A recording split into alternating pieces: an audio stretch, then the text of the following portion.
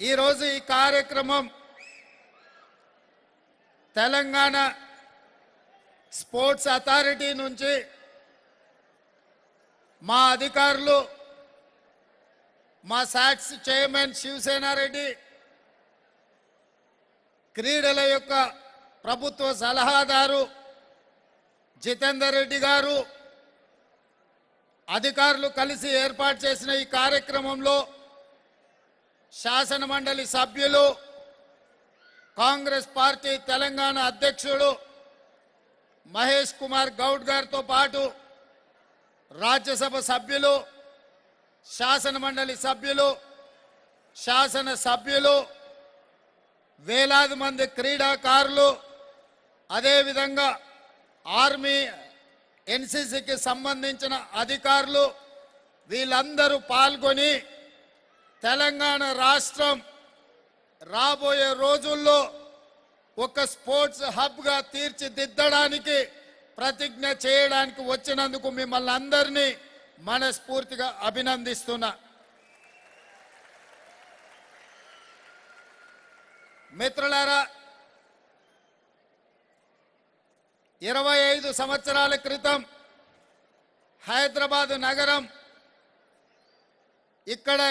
Asian games కానీ, అదేవిధంగా Commonwealth games కానీ, నేషనల్ మిలిటరీ గేమ్స్ కానీ గచ్చిబౌలి స్టేడియంలో ఈ దేశానికి తలమానికంగా నిర్వహించే ఆనాడు తెలంగాణ రాష్ట్రం, హైదరాబాద్ నగరం క్రీడలకు ఒక వేదికగా దాదాపుగా 20-25 సంవత్సరాల క్రితం మనం ఆదర్శంగా ఈ దేశంకి నిలబడ్డాం. కానీ తెలంగాణ రాష్ట్రం వచ్చిన గత 10 సంవత్సరాలలో తెలంగాణ రాష్ట్రంలో క్రీడలను నిర్లక్ష్యం చేయడం వల్ల హైదరాబాద్ నగరం క్రీడలకు వేదిక కావలసింది. ఈ మధ్యకాలంలో మనం చూస్తుంటే వ్యసనాలకు యువత బానిసలు అవుతున్నారు, లేదా గంజాయి డ్రగ్స్కి యువత బానిసలు అవుతున్నారని పత్రికలలో, టీవీలలో వార్తలు వస్తున్నప్పుడు ఇది బాధతో మమ్మల్ని కలిసివేసే సందర్భం. అందుకే మళ్ళీ తిరిగి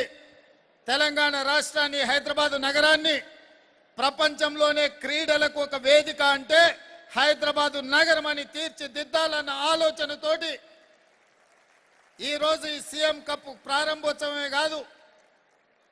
గత కొన్ని రోజుల క్రితం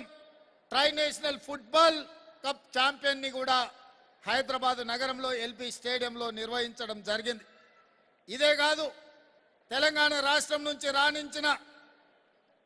నాకు చాలా సంతోషాన్ని ఇచ్చిన సందర్భం, నిఖత్ జరీన్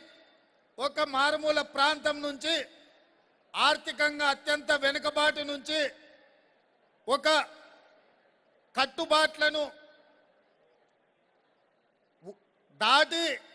ఒక క్రీడాకారునిగా బాక్సింగ్లో ఇండియాకే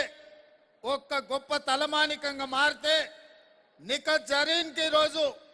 నిబంధనలను సవరించి పోలీస్ డిపార్ట్మెంట్లో ఒక డిఎస్పి ఉద్యోగం ఇచ్చి ఈరోజు నిఖత్ జరీన్ ఒక క్రీడాకారిని మీకందరికి ఆదర్శంగా నిలబడడానికి తన డ్రెస్లో వచ్చి సల్యూట్ చేస్తే తెలంగాణ రాష్ట్రంలో క్రీడలలో రాణిస్తే ఏ విధంగా తెలంగాణ రాష్ట్రం ఉండబోతుందో ఇదొక ఉదాహరణ.